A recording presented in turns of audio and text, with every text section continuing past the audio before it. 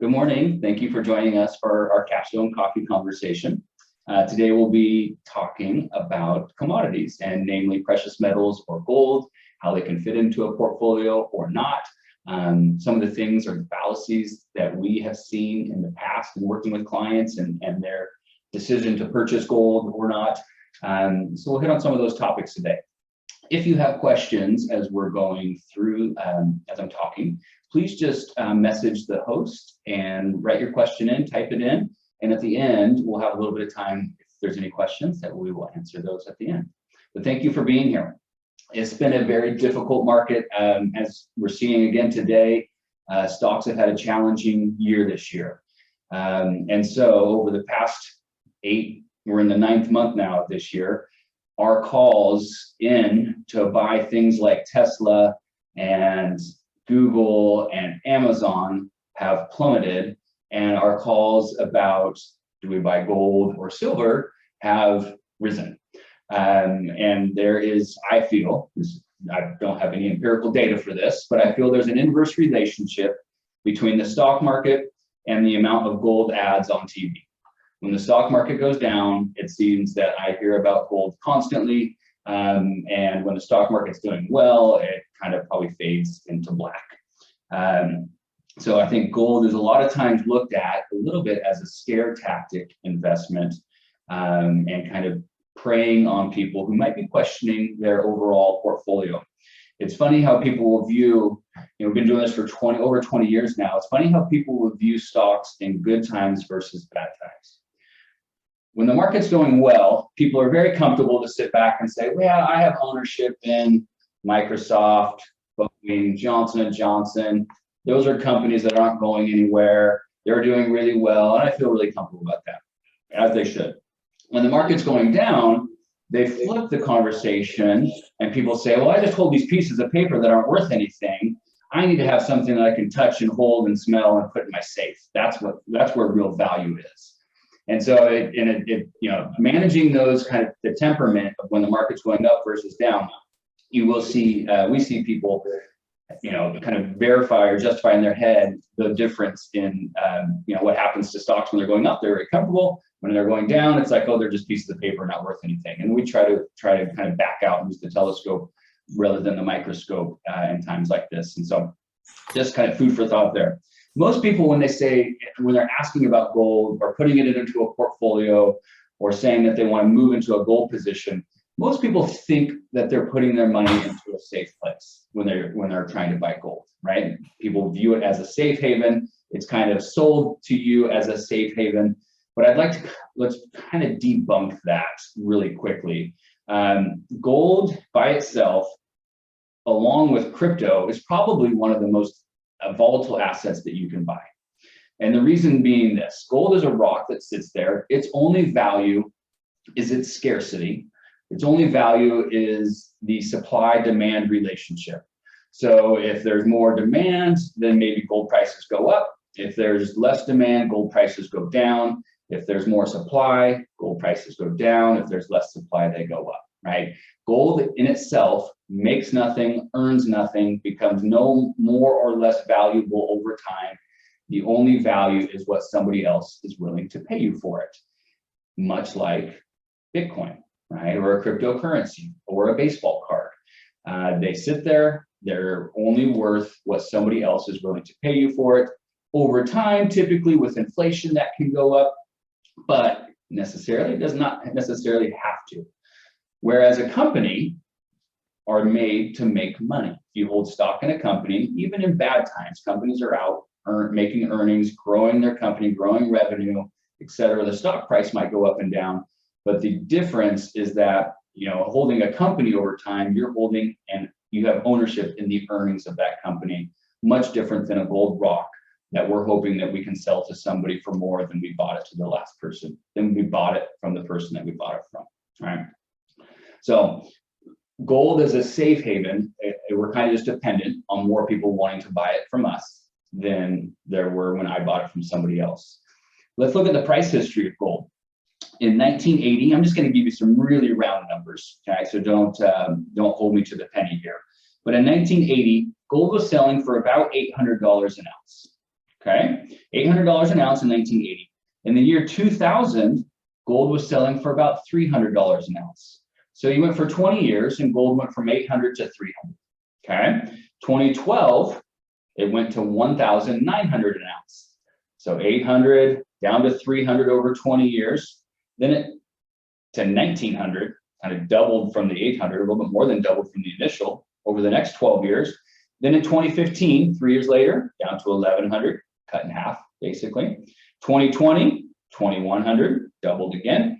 And 2022, today, it's about 1,700 and change, depending on the day you look at it, for an ounce of gold. So 800 cut in half to 3, 6 times up to 1,900, cut in half to 11 to 21 to 17. Over the last 42-ish years, 40 plus years, it has doubled one time, right? It's gone from basically 800 in 1980, and today it's about 1,700. Okay, so that's 800 to 1,700 is basically one double, a little bit more than a double, over 40 plus years. That's about a 1.8, call it 2% return. So a 2% return over 40 plus years sounds like a safe asset. That sounds like something a safe asset would do. But when you look at the price history of it getting cut in half over 20 years, tripling, quadrupling over 5 years, getting cut in half over 3 years, etc., the price history is very volatile, even in a 3, 5, 10-year time frame. And the growth over a long period of time basically kind of matches inflation, right? So that's a little bit of the price history of gold. You could have lost your money. You could have lost half of your money if you invested over a 20-year period from 1980 to 2000, or you could have tripled it in 12 years, right? From 300 to 1900. That sounds a lot more like a crypto volatility than a safe haven asset. Some people buy gold as an inflation hedge, right? And so the people hear, oh, inflation is going to be high, so let's buy gold. And is it an inflation hedge? Sometimes, and sometimes it's not, right? We see a lot of inflation right now. Inflation's the highest it's been since 1980. We're just clicked along. Print came in today, 8.3%. Last month, inflation was 8.5. It was 9.1 before that. And so far this year, gold has gone, from like 2,000 to 1,700, right? So gold has gone down in this very inflationary time period. From 1980 to 2000, we kind of just hit on this number, but gold went from 800 to 300 from 1980 to 2000 for 20 years, got cut in half, basically. Inflation from 1980 to 2000 was up 120%. So here's a 20-year time frame where inflation's up 120 and gold lost about half of its value. So is gold an inflation hedge? Inflation hedge, it has been, and it also has not been. But I would not say that it's an inflationary time period, so let's check the box and gold is on that box. I would say sometimes it helps and sometimes it hasn't. Let's also look at the demographic of a gold buyer. If you close your eyes and make up a picture in your head, the demographic of a gold buyer, that's in the word, I almost said it, is there's old gold buyers, I guess. The demographic's probably getting older of a gold purchaser, right? Today's generation, if they want to buy a volatile asset that is kind of uncorrelated to stocks, it's different than stocks, what do they buy? They're buying crypto, they're buying Bitcoin, Ethereum, Shiba Inu, NFTs, baseball cards, what have you. That's what the new generation of kind of volatile, uncorrelated assets purchases are happening for the new generation. The older generation, those retirees, are maybe more of the gold buyers. And so if that demographic is changing, if gold is a demand and supply driven asset, is the demand going to stay high as we continue to move forward in time, or is gold going to somewhat be replaced? It might be kind of like, think about buying energy. Energy's having a great year this year. But if you look at energy over the next 20 or 30 or 40 years, if you're buying money in an oil or gas company, it's going to have more of a headwind than most other companies, just because of regulations that are coming out and kind of where the environment, where we're moving. It's going to be harder and harder for an oil and gas company to do the same thing it was doing 30 years ago for earnings. I would say the same could be true for gold. It's going to be harder for demand to be at the elevated level when the new generation is looking at cryptocurrencies and NFTs, and the old generation is slowly moving on from gold. So the new generation is very comfortable with non-tangible assets. Right? The older generation wants to see it, touch it. I want to own it. I want to smell it. That means I own something, right? I want it. If I hold dirt, I own it. Okay. The new generation is very non-tangible. They've grown up on the phone, the mobile, the data. They don't have to see it. They don't have to own a house. They can Uber everywhere. They don't have to own a car. It's a change in psyche. And so for them, the non-tangible, don't have to touch Bitcoin. They just know that it's worth whatever somebody's willing to pay you for it. They don't have to see it. So that's kind of changing over time too. So are we against gold, or am I against gold, or at Capstone? No, we are not. I'm a proponent for any investment that we think can help a portfolio. Okay. Typically, gold does not fit in that matrix for us. Right. I think most of the time, for some of the things that we're discussing, it is not a safe haven asset, and it's not an asset to us that's worth more than owning good quality companies that have earnings. Okay.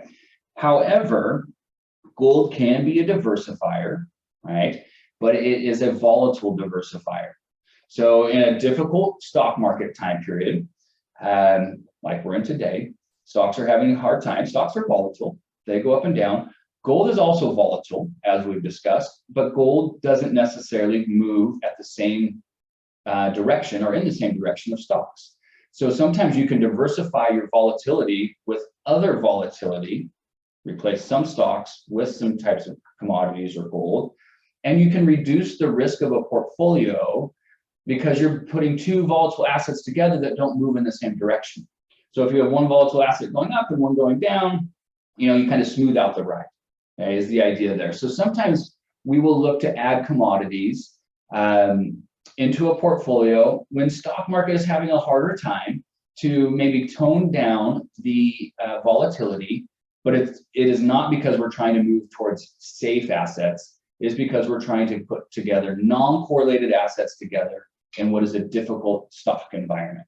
So today we have actually begun to use a commodity fund. It's not a gold fund or a silver fund or precious metals, but we've started to incorporate into a lot of portfolios a global commodity fund, which has some precious metals, but it might also have some agriculture, some energy, livestock, etc. And it can go lots of different places, but it's a way to add some volatility, take from stocks and put some non-correlated assets together. So that's what I guess we would be more of a proponent of, is diversified ways in difficult environments to kind of smooth out the ride, but it's not necessarily because we think we're moving towards a safe haven and we're going to shelter some money for a while and clip along at a nice percentage that way.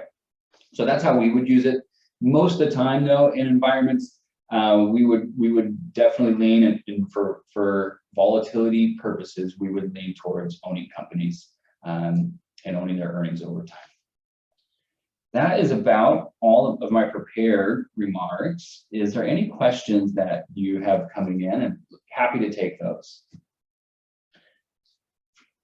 Kennedy is behind the computer today, so thank you, Kennedy. Yes, we'll give everybody a couple of seconds to think of some questions. It looks like one question did come in though, and the question is it better to hold gold in a portfolio or to have the gold coins themselves? Okay, yeah, that's a good question, because a lot of times people think, again, I need to see it, touch it. It's got to sit in my safe for it to be worth something. I think when people buy gold or precious metals, what we're really trying to get is the value. I mean, that's why you buy it, you hold it. I want to have the value of it. And if it goes up, then I hold. So to me, there's no difference. Inconsequential to me. You would pay maybe a manager to hold it. If you hold it at a place like Capstone, you pay us to make those decisions and buy and sell. And there's an advisory fee that probably goes with holding it at a investment firm. But if you're trying to go and buy and sell gold at the pawn shop, then you also have a fee there, and there's a transaction cost. You're not getting the exact You're not getting the exact buy sell when you buy it, and then when you sell it, you're not getting the exact price of the spot per ounce when you sell it either. There's going to be some commissions there as well. So there's going to be some types of fees. There's also fees to hold it, whether that's a safe or safety deposit box or what have you, if you buy the coins. To me, it would be inconsequential, no different really. You're going to hold gold. If you hold it with an investment firm, you have a trust that matches the price change of gold or silver or whatever you purchased. And that's basically what you're trying to get, is you're trying to get the value and the price movement. Another question came in, and it is, what is the name of the global commodity fund you're investing in for your clients? Yeah, it is. It's a fund done by First Trust. It is a active managed fund where First Trust, which is a company that we put a lot of faith in and use in some different areas. First Trust makes the allocation decisions on how much to hold in the agriculture portion or the livestock portion or the precious metals portion, based on some risk and standard deviation, some risk measures that they put into place. So it's called First Trust Tactical Global Commodity Fund. It's a mouthful. The ticker is FTGC. FTGC. And again, it changes continually. The mix of what it holds in there will continue to change, but it's a good global fund, and it has some risk measures to it that tries to diversify in such a way that it's not all in just one specific commodity. Looks like that was all the questions for today. Awesome. Well, thank you for being here. If you have further questions that you want to reach out to your advisor, myself, please give us a call or an email. Happy to have those conversations with you. And thank you for joining us. Look forward to seeing you next month at Capstone Company Conversation.